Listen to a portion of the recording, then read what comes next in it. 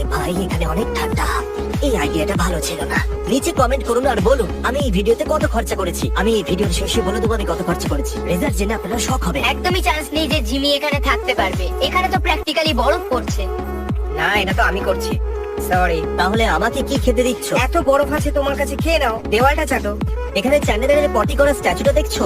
হ্যাঁ, 1 ঘন্টার মধ্যে খাবার না পেলে এর মাথা আমি ভেঙে দেবো। যা ইচ্ছে করো। উস, ওয়াও। চ্যান্ডেলার, এটা তোমার মাথা। আমাকে দিয়ে দাও। তুমি সত্যি অনেকটা মিন। ওয়াও।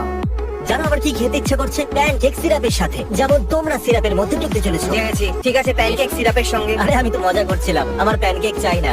তোমাকে আমি প্যানকেক আর সিরাপ দেবো। আর হ্যাঁ জিমি, আমি নোটিস করেছি যে তোমার ঠান্ডা লাগছে, তাই এই নাও জ্যাকেট, মজা করো।